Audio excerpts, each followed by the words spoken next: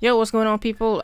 If you missed the live stream today, then they got you covered. Kaid and Nomad have been fully revealed, so we know what they do, and it is a lot more interesting than we thought. But before we hop into that, Blitz Elite has been revealed. This is going to be coming out on November the 22nd, as well as new Pro League customization, headgear, and uniforms. So you can look out for those. It's pretty cool, and the test server is going to be live this Tuesday.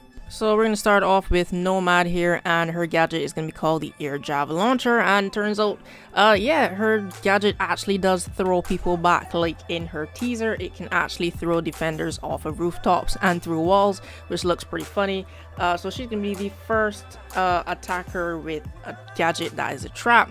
So you can use her gadget as a trap, or you can actually use it to move anchors.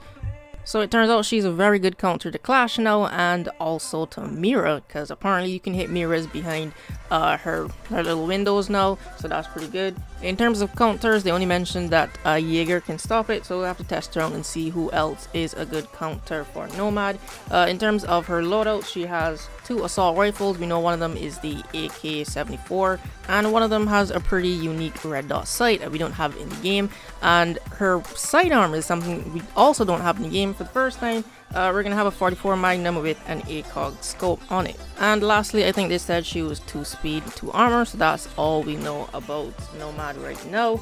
And when it comes to Kaid, his gadget is extremely powerful. So his Electro Claw gadget works kind of it has an area of effect, and then it electrifies anything in that area. So you can electrify reinforcements, deployable shields, and barbed wire with one Electro Claw. So yeah, that's a pretty powerful gadget he has right there. Of course, the startup time is extremely long, so they said trying to do it after Thermite sets off his gadget, that's not going to work, but it may work if you use it against Hibana's, her ex-Kairos pellets. The pretty unique thing about this gadget is it doesn't actually have to be on the reinforcement, it just has to be in that area. You can see the little outline there. It just once it's in that area and it can be electrified, then it will. So he has 3 of these again, and in terms of counters, it's going to be all the operators who deal with electronics, so Twitch, IQ, and Thatcher. And apparently this is a good counter for Maverick, because Maverick, yeah, this is an area of effect, so Maverick can't do like what he does to Bandit and Mute, which is to put a hole at the bottom of the reinforcement and shoot the Bandit battery or the Mute jammer, because for all he knows, it's not even touching the reinforcement. It could be above the reinforcement, but it's just you know, in that area. So this is pretty good for countering Maverick. And lastly, he's going to be a 3 armor, 1 speed, and his guns, he's going to have an AUG A3 SMG and a semi-auto shotgun with slug rounds, and the first shotgun to actually have an ACOG scope on it. So I don't know how that's going to play out, because I mean, Vigil's shotgun is pretty accurate, and they only kept that with close range sights. This has the same slug rounds, a clip magazine, and an ACOG scope, so it's going to be interesting to see how this shotgun plays out. And he's going to have the same 44 Magnum with the ACOG like Nomad does.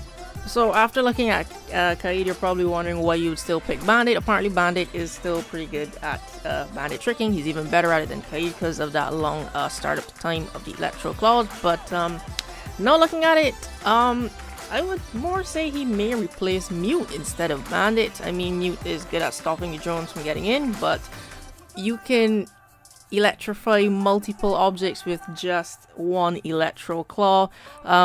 I can see this being nerfed in the future, like maybe they'll tone down the range of it, because for right now, I mean, it looks like it does a lot, but you'll just have to wait and see on the test server. And lastly, I think I forgot to mention, but Nomad's gadget does not actually inflict any damage on the defenders. You know, it just kind of stuns them and they can't use their guns.